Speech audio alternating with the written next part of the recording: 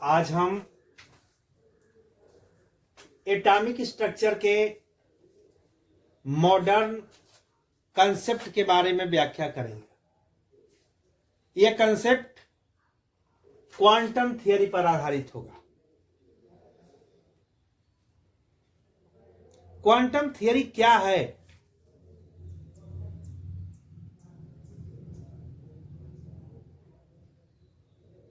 इसे जानने के लिए सबसे पहले हम कुछ अलग से उदाहरण पर चर्चा करेंगे। जैसे अगर किसी व्यक्ति का सही पता जानना हो तो हमें कुछ तथ्य जानने होंगे। उसी तरह से किसी इलेक्ट्रॉन का सही पता जानना हो कि इलेक्ट्रॉन की परमाणु में स्थित कहां है, उसका ऊर्जा स्तर क्या है, तो उसके लिए भी कुछ तथ्य जानने होंगे जिनके लिए क्वांटम सिद्धांत का सहारा लेना होगा। सबसे पहले हम किसी व्यक्ति के पता के बारे में ही बात करेंगे।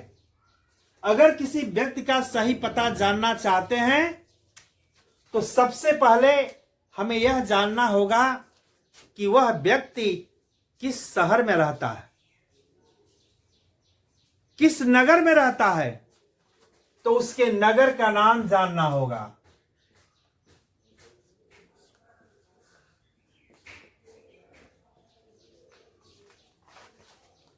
जब किसी के नगर की बात आ जाती है तो तुरंत यह प्रश्न उठता है कि वह उस नगर के किस मोहल्ले में रहता है। तो दूसरे नंबर पर हमें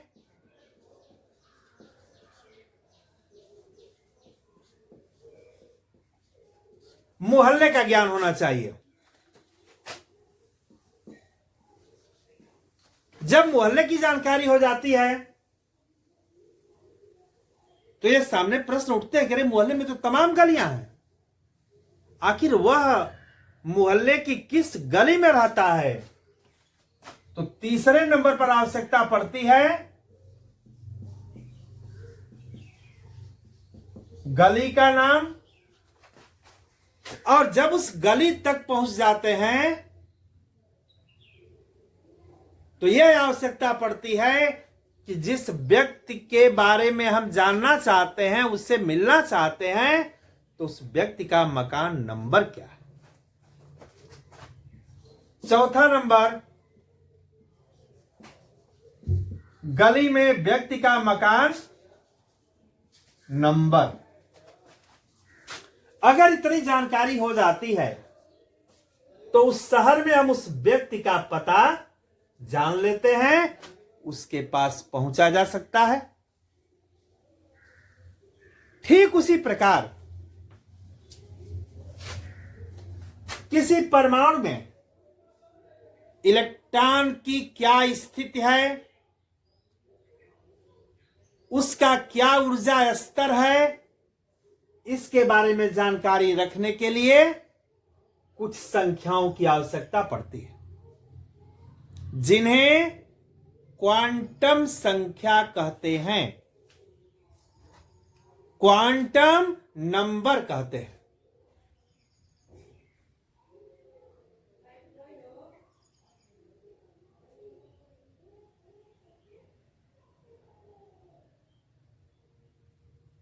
सबसे पहले हम क्वांटम नंबर की परिभाषा देंगे।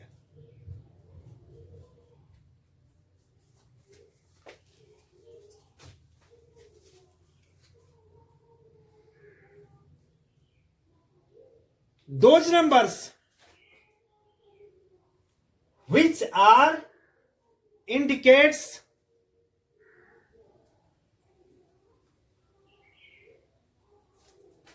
the position and energy of an electron in an atom known as are called as, in other words, quantum number. एक बार फिर सुने। those number which are indicates the position and energy of an electron in an atom known as quantum number. There are 4 types of quantum number. First is known as principal quantum number, denoted by n. Second is azimuthal quantum number, denoted by L. Third is magnetic quantum number, denoted by M. And fourth is spin quantum number, denoted by S.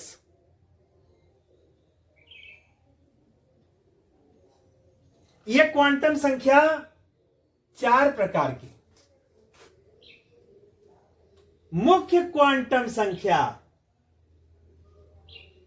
जिसे अभी principal quantum number कहा गया है, इसे n से प्रदर्शित करते हैं। द्विगंशी क्वांटम संख्या, जिसे अभी अजीमुथल क्वांटम नंबर कहा गया, इसे L से प्रदर्शित करते हैं। इसे कोणीय संवेग क्वांटम संख्या भी कहते हैं।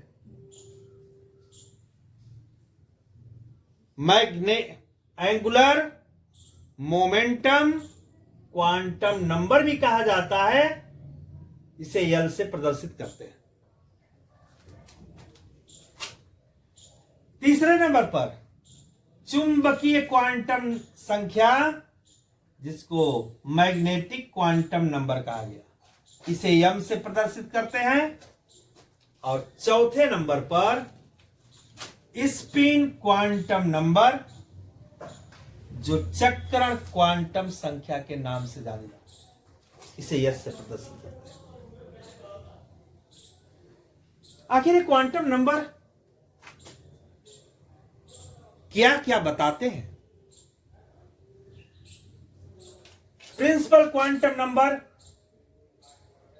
यह बताता है कि इलेक्ट्रॉन परमाणु की किस कक्षा में है, यानी किस सेल में है। इसे प्रदर्शित करने के लिए अगर वह पहली कक्षा में है तो n का मान 1 होगा, दूसरी कक्षा में है तो n का मान 2 होगा, तीसरी कक्षा में है तो n का मान 3 होगा। यानी परमाणु के अंदर इलेक्ट्रॉन जिस कोष में होगा, उस कोष की संख्या ही मुख्य क्वांटम संख्या n के नाम से जानी जाती है। अब रही बात एजीमुथल क्वांटम नंबर की। द्विगंशी क्वांटम संख्या की, तो यह द्विगंशी क्वांटम संख्या L का मान n के ऊपर डिपेंड करता है।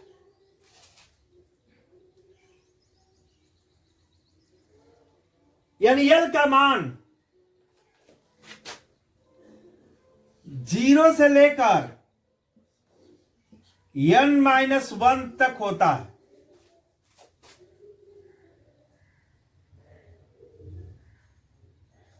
यह अजीमुथल क्वांटम नंबर L से यह पता चलता है कि इलेक्ट्रॉन कोश के किस उपकोष में है, यानी सब सेल का प्रदर्शन किया जाता है। और सब सेल के बारे में इसके पहले बात हो चुकी है कि 4 सब सेल होते हैं, यस, पी, डी और एफ।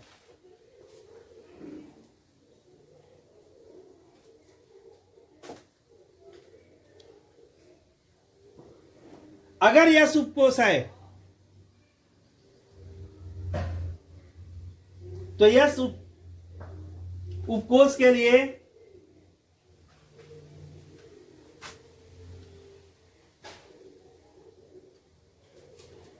यस का मान,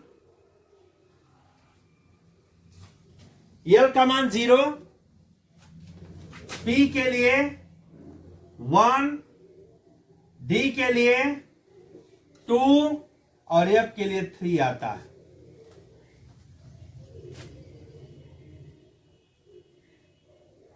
अगर कक्षा संख्या 1 है तो पहली कक्षा में केवल एक ही उपकोष पाया जाएगा जो यस उपकोष होगा, और उसके लिए यल का मान 0 to n-1, यानी पहली कक्षा में से एक को घटा दें तो 0 होगा, यल का मान 0 होगा। अगर कक्षा संख्या 2 है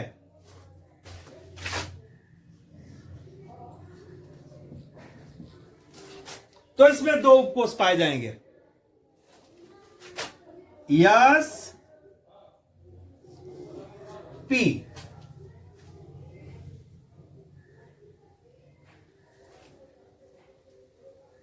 तो यस के लिए यल का मान 0 होगा और पी के लिए यल का मान 1 होगा।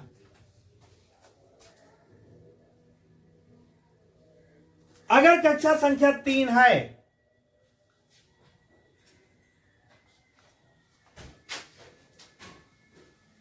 तो इस कक्षा में 3 उपकोष होंगे, एक यस होगा, एक पी होगा और एक डी होगा। यस के लिए यल का मान 0, पी के लिए 1 और डी के लिए 2 होगा।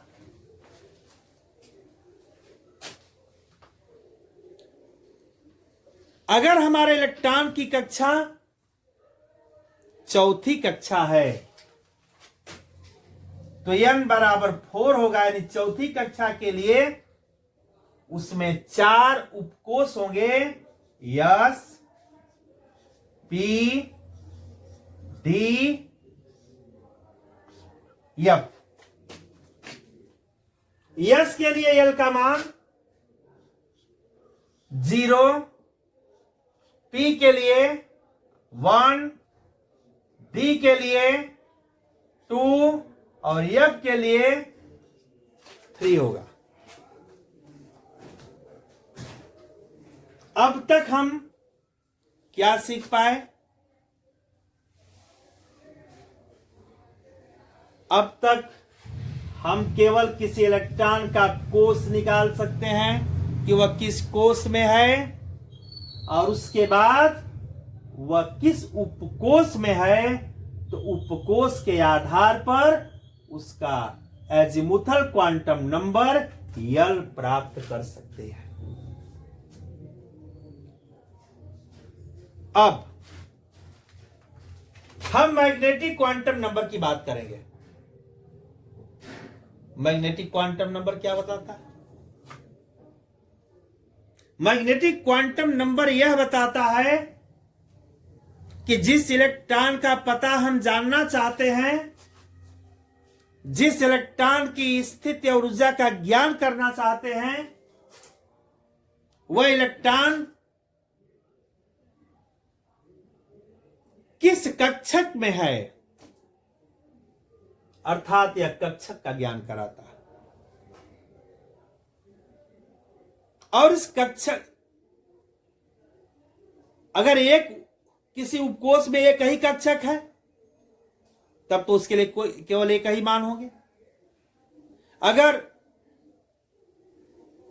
उपकोष में कई कक्षक हैं तो उनका अलग अलग मान होगा। यह मान हम कैसे प्राप्त करते हैं? यम का मान प्राप्त करने के लिए -L टू +L तक लिखते हैं। उदाहरण के लिए, अगर यस का मान 0 है, इस 0 की बात करेंगे, यस का मान 0 है तो यम का मान केवल एक ही होगा, चाहे माइनस से प्लस की तरफ चले तो केवल एक 0 मान हो जाएगा।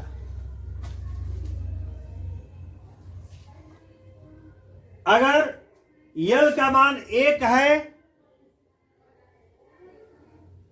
यल का मान 1 है तो +1 -1 टू +1 की तरफ चलेंगे। उस समय इसके 3 मान हो जाते हैं, -1 0 +1।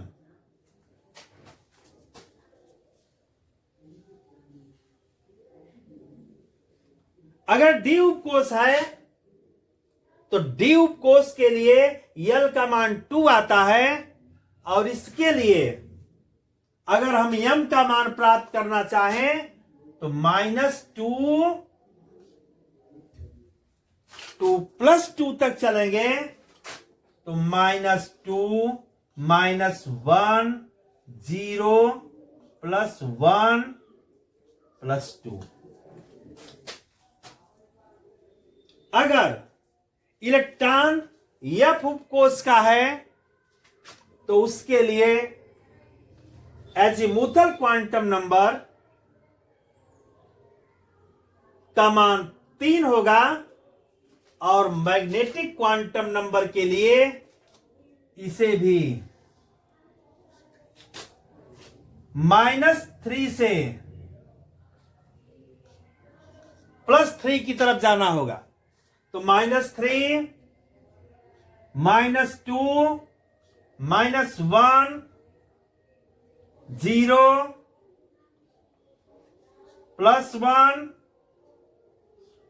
+2 +3। इस प्रकार हम देखते हैं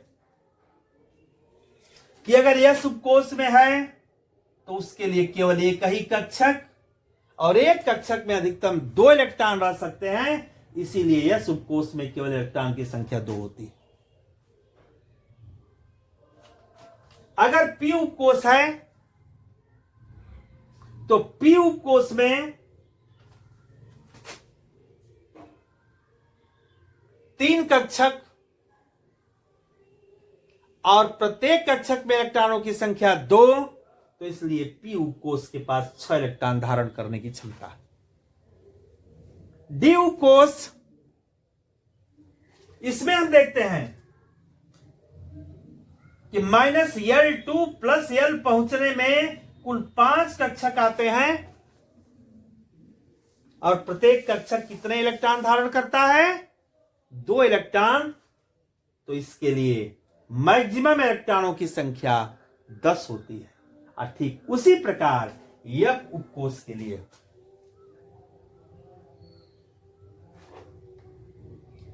अगर यल का मान 3 है तो यम के 7 मान प्राप्त होते हैं, -3 टू +3 तक, और इस प्रकार 7 कक्षक होते हैं, और प्रत्येक कक्षक 2 इलेक्ट्रॉन की क्षमता रखता है। तो इसीलिए एफ उपकोष में इलेक्ट्रॉनों की संख्या अधिकतम 14 तक होती है। अब इसके बाद हम स्पिन क्वांटम नंबर की बात करेंगे। स्पिन क्वांटम नंबर क्या कहता है?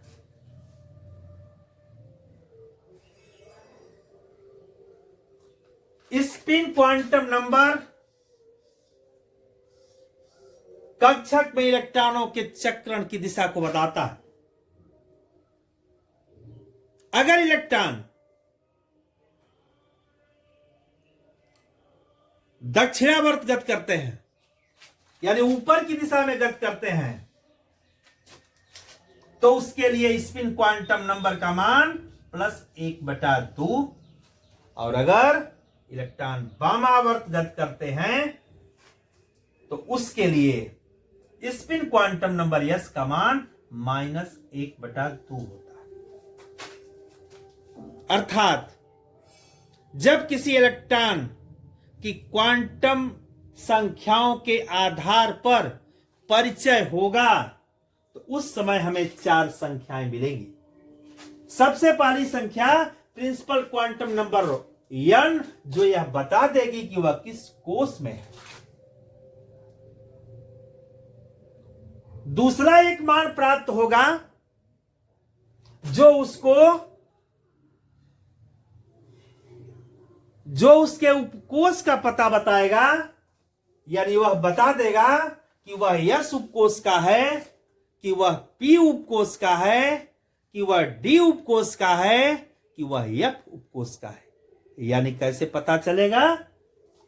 अगर L का मान 0 होगा तो वह S उपकोष का होगा, अगर L का मान 1 हुआ तो वह P उपकोष का हुआ, L का मान 2 हुआ तो वह D उपकोष का हुआ, और अगर L का मान 3 मिला तो यह F उपकोष का इलेक्ट्रॉन होगा। प्रत्येक उपकोष में कक्षकों की संख्या हम जानते हैं कितनी कितनी होगी, उसके बाद उसको सजा लेंगे और जिस इलेक्ट्रॉन की बात होगी उसके अनुसार उसका हम मैग्नेटिक क्वांटम नंबर ज्ञात कर लेंगे, और उसके बाद उसकी चक्रण की दिशा को देखकर उसका स्पिन क्वांटम नंबर S भी लिख लेंगे। इस प्रकार हम इन चारों क्वांटम संख्याओं को समझते हुए किसी परमाणु में इलेक्ट्रॉन की स्थिति और ऊर्जा का ज्ञान कर सकते हैं। अब हम यह बताएंगे कि क्वांटम नंबर के आधार पर यह साबित करना कि किसी कोष में मैक्सिमम इलेक्ट्रॉनों की संख्या कितनी हो सकती है।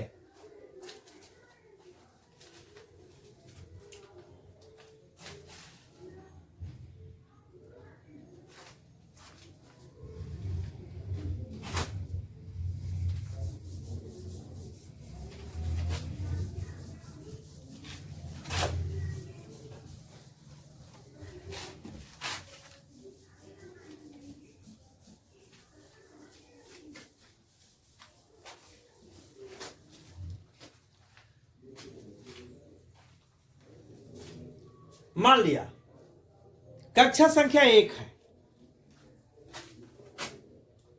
n = 1,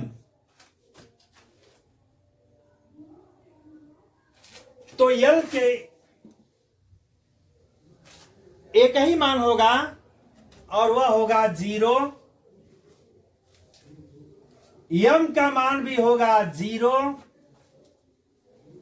और s के मान के लिए इसमें 2 इलेक्ट्रॉन होंगे, एक +1/2 और -1/2। अर्थात पहली कक्षा में अधिकतम इलेक्ट्रॉनों की संख्या 2 हो सकती है।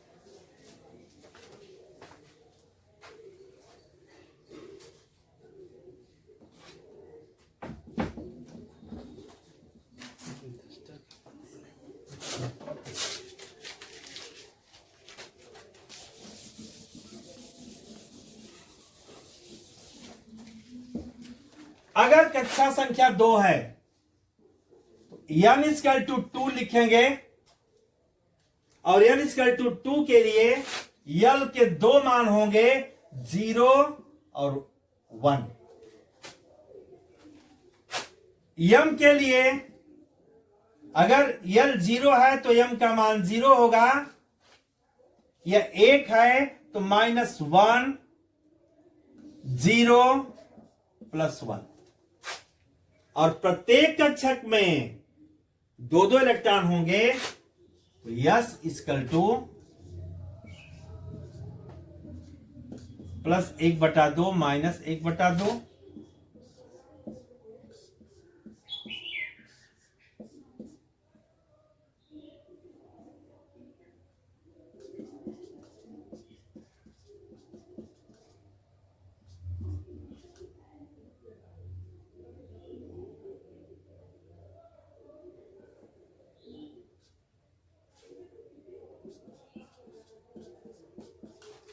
इस प्रकार देखते हैं कि दूसरी कक्षा में अधिकतम इलेक्ट्रॉनों की संख्या 1 2 3 4 5 6 7 8 हो गई।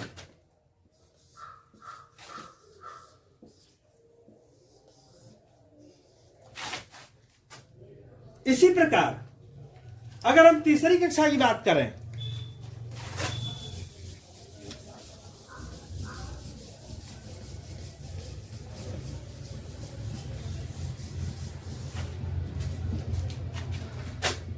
n इक्वल टू 3, तो l के 3 मान होंगे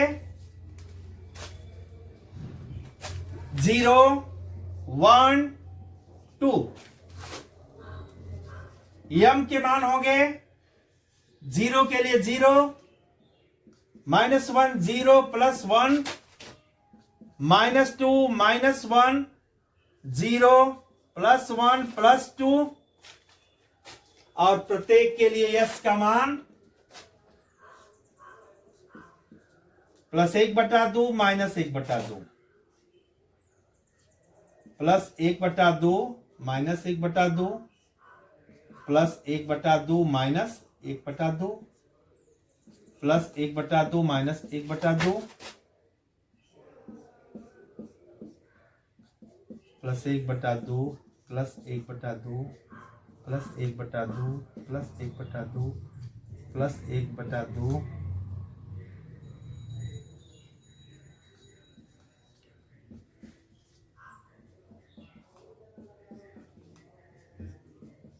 अब देखते हैं 2 इलेक्ट्रॉन 6 इलेक्ट्रॉन 10 इलेक्ट्रॉन, और इस तीसरी कक्षा में कुल अधिकतम 18 इलेक्ट्रॉन होंगे। अब इसी प्रकार चौथी कक्षा में 32 इलेक्ट्रॉन होने चाहिए, तो उसको भी सिद्ध करेंगे कि कैसे इस क्वांटम नंबर के आधार पर, क्वांटम थ्योरी के आधार पर चौथी कक्षा के इलेक्ट्रॉनों की पुष्टि होगी।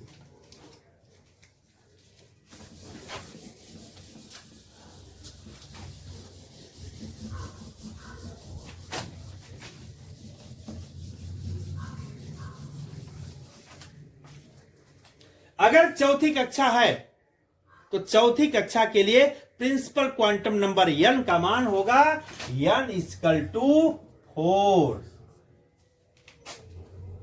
अब 4 है तो इसमें 4 उपकोष होंगे, s होगा, p होगा और d होगा, f होगा।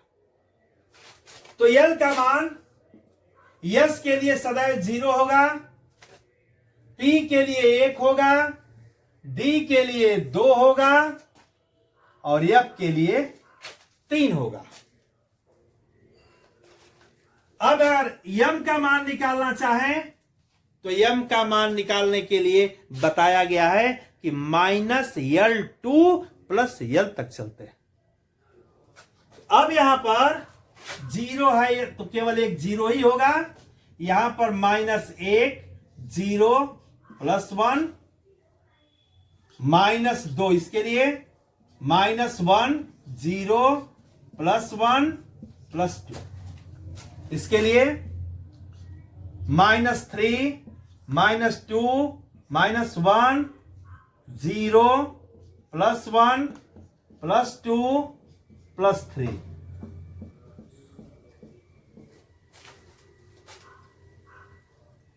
चूंकि m का प्रत्येक मान एक कक्षक को प्रदर्शित करता है और प्रत्येक कक्षक में 2-2 इलेक्ट्रॉन होते हैं, तो इसके लिए 2 इलेक्ट्रॉन +1/2 -1/2। इसके लिए भी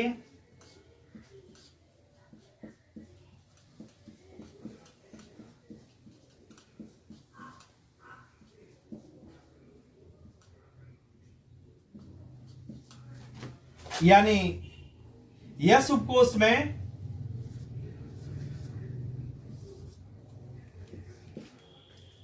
इलेक्ट्रॉनों की संख्या 2, पी में हो गई 6 और डी में फिर इसके भी प्रत्येक मान के लिए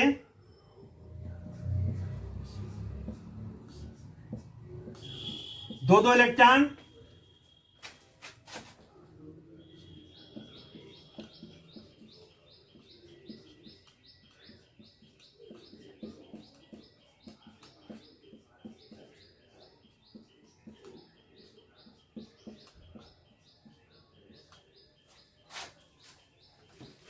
इस प्रकार इस डी कोष में कुल इलेक्ट्रॉनों की संख्या हो जाती है 10। और ठीक इसी प्रकार यह 7 कक्षक होते हैं और 7 कक्षकों में भी अगर 2 इलेक्ट्रॉन की बात की जाए तो कुल इलेक्ट्रॉनों की संख्या हो जाएगी 14। और इस पूरी कक्षा के इलेक्ट्रॉनों को जोड़ लें तो 2, 6, 8, 10, 18 और 14, 32। इस प्रकार इस क्वांटम नंबर के आधार पर यह स्पष्ट किया जा सकता है कि किसी परमाणु की किस कक्षा में अधिकतम इलेक्ट्रॉनों की संख्या कितनी हो सकती है। अब हम किसी तत्व के कुछ इलेक्ट्रॉनों की सभी क्वांटम संख्याओं को प्राप्त करेंगे और उसके आधार पर कोई निष्कर्ष निकालेंगे।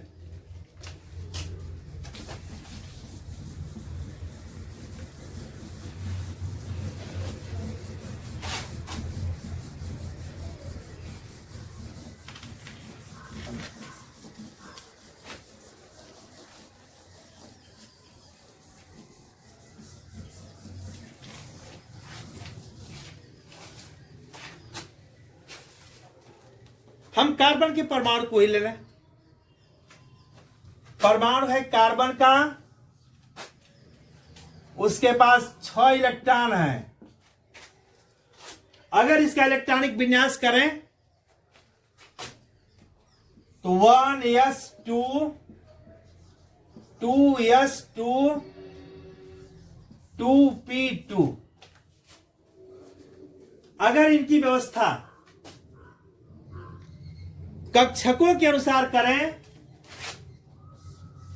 तो यस में केवल 1 कक्षक और यह इसके 2 इलेक्ट्रॉन,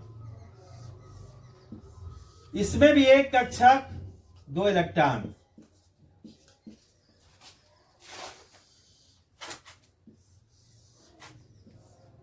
पी में 3 कक्षक होते हैं, px, py, pz के नाम से जाने जाते हैं। अब इसमें 2 इलेक्ट्रॉन दिए गए हैं। ये 2 इलेक्ट्रॉन हम किस कक्षक को दे दें? तो जब इलेक्ट्रॉनों की संख्या कम होती है, किससे कम होती है? उसकी आवश्यकता से कम होती है। अगर 6 इलेक्ट्रॉन होते तो भर देते सबको, लेकिन जब 6 से इलेक्ट्रॉन कम आएंगे तो देखना होगा कि किस इलेक्ट्रॉन को हम कब कहां कैसे स्थान दें। तो इसी से संबंधित पिछले व्याख्यान में एक हुंड का नियम दिया गया था। हुंड ने कहा कि किसी उपकोष के कक्षकों में इलेक्ट्रॉनों का युग्मन तब तक नहीं होता, इलेक्ट्रॉनों का जोड़ा तब तक नहीं लगता जब तक कि उस उपकोष के सभी कक्षकों में 1-1 इलेक्ट्रॉन न हो जाए। तो सबसे पहले 1-1 इलेक्ट्रॉन सबको देने की कोशिश करेंगे। हमारे पास 2 इलेक्ट्रॉन है तो सबसे पहले px को दे दिया और उसके बाद py को दे दिया, शेष खाली।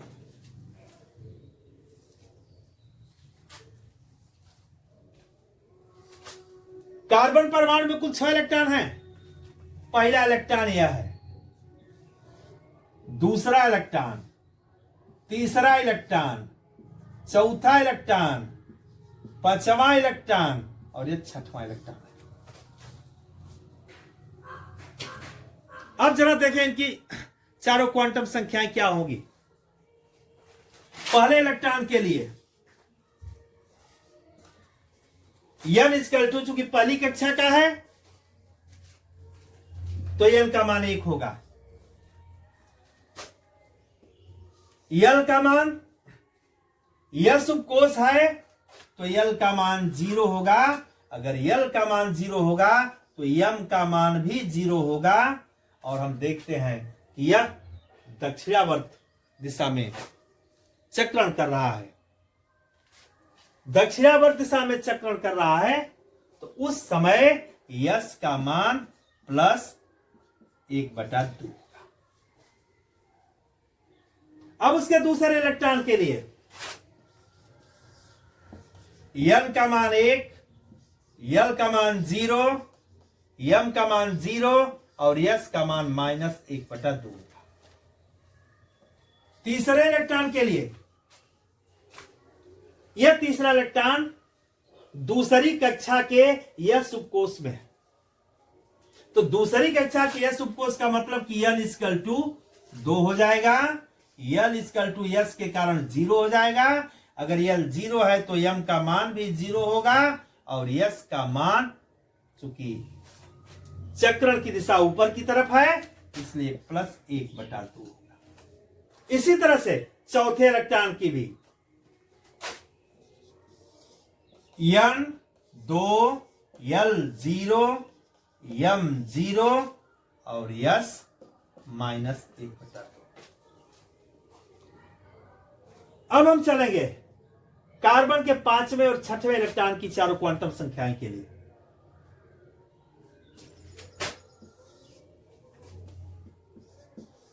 पांचवा इलेक्ट्रॉन दूसरी कक्षा के p उपकोष में है तो n का मान 2 होगा, l का मान p के कारण 1 होगा और ऐसी स्थिति में m के 3 मान होते हैं। -1 to +1 तो -1 इसको देंगे 0 या +1 हो जाएगा। तो इलेक्ट्रॉन किस कक्षक में है? तो जिसका m का मान -1 है तो इसलिए यहां पर -1 कर देंगे और ऊपर की तरफ चक्रण कर रहा है इसलिए s का मान +1/2 कर देंगे। अब छठवें इलेक्ट्रॉन की बात करें। छठवें इलेक्ट्रॉन के लिए n का मान 2 दिया, l का मान 1 दिया, लेकिन m के मान में भिन्नता होगी। यह 3 कक्षकों में से मध्य वाला कक्षक है जिसके लिए m का मान 0 आता है। अतः m = 0 और s का मान +1/2। एक वैज्ञानिक था पाउली। पाउली ने ठीक इसी तरह इलेक्ट्रॉनों की क्वांटम संख्याओं का अध्ययन किया। अध्ययन के बाद कुछ निष्कर्ष प्राप्त हुआ, जिस निष्कर्ष को उसने एक नियम बनाया और उसी के नाम पर इस नियम का नाम रखा गया है जिसे कहते हैं पाउलीज एक्सक्लूजन प्रिंसिपल।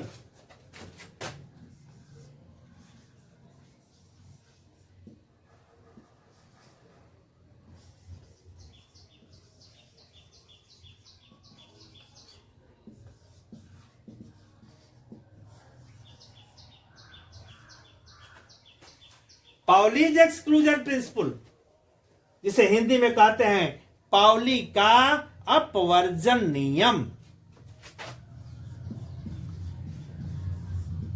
पाउली का अपवर्जन नियम क्या है? अपवर्जन नियम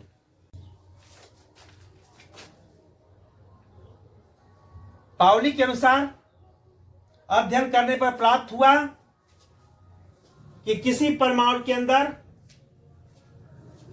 किन्हीं दो इलेक्ट्रॉनों की चारों क्वांटम संख्याएं आपस में समान नहीं हो सकती। बहुत ऐसा हो सकता है कि 3-3 तक क्वांटम संख्याएं समान हों, लेकिन कोई चौथी क्वांटम संख्या अवश्य ही किसी न किसी तरह से भिन्न होगी। यह नियम दिया पाउली।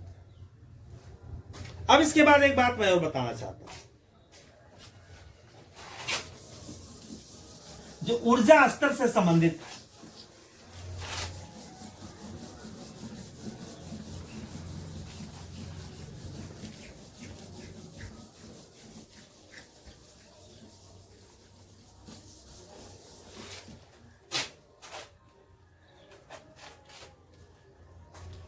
एक दिन किसी ने कहा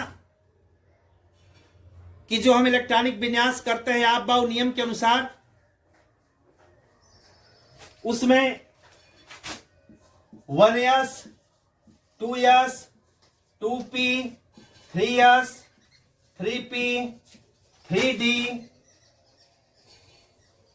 4s 3d, कहा कि जब 3D में भी इलेक्ट्रॉन भरना ही है तो क्यों नहीं 3p के बाद 3D में डाल दिया गया? क्यों 3p के बाद 4s में इलेक्ट्रॉन भेजेंगे? तो इसको समझाने के लिए एक बात जान लें, जो इलेक्ट्रॉन परमाणु में सबसे पहले भरता है वह निम्न ऊर्जा स्तर में है,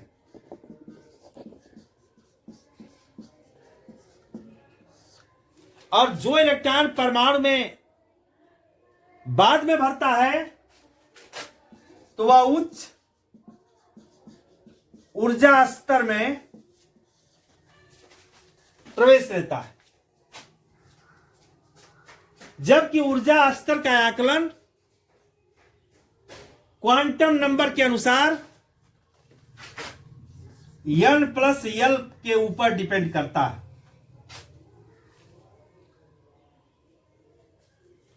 अगर भिन्न भिन्न कक्षाओं के कक्षक हैं तो जिस कक्षक का n+l अधिक होगा उसका ऊर्जा स्तर अधिक होता है, उसमें इलेक्ट्रॉन बाद में भेजे जाएंगे, और जिसके n+l का मान कम होगा वह निम्न ऊर्जा स्तर का कक्षक होगा और उसमें इलेक्ट्रॉन पहले भर दिए जाते हैं। उदाहरण के लिए यहां तो सब सीक्वेंस में है, लेकिन समस्या यहीं आ रही है, 3D के पहले 4s को क्यों भरा गया? अब इनके n+l का मान निकालें। हम 4s के लिए पहले n का मान हो जाएगा 4s, n का मान हो जाएगा 4 और s का मान हो जाएगा 0, l का मान हो जाएगा 0, s के लिए 0 हो जाएगा। तो और n+l का मान n+l = 4 होगा। यहां 3D की बात करें, 3D में n का मान होगा 3 और d उपकोष है तो d के लिए l का मान होता है 2, l = 2 और n+l = 5। यहां पर देखते हैं कि 3D उपकोष पहले की कक्षा का उपकोष है, जबकि 4s उपकोष बाद की कक्षा का उपकोष है, लेकिन n+l का मान जिसका अधिक होगा वह उच्च ऊर्जा स्तर का कक्षक होगा। इसीलिए 3D उच्च ऊर्जा स्तर के कक्षक होने के कारण इसमें इलेक्ट्रॉन बाद में भरे जाते हैं, जबकि 4s उसकी तुलना में निम्न ऊर्जा स्तर का कक्षक है, इसलिए इसे पहले भर दिया जाता है। हाँ, एक बात और आ सकती है, कहीं कहीं पर देखते हैं कि दो कक्षकों के n प्लस यल का मान समान हो जाता है। तो ऐसी स्थिति में जिसका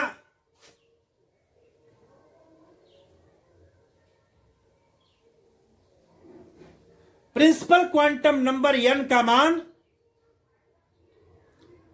कम होगा, उसमें इलेक्ट्रॉन पहले दिए जाएंगे, और जिसके प्रिंसिपल क्वांटम नंबर का मान अधिक होगा उसमें इलेक्ट्रॉन बाद में भेजे जाएंगे। ये आज का टॉपिक यहीं समाप्त हुआ। हाँ, एक बात मैं कहना चाहता हूं कि कमेंट्स बार बार आ रहे हैं,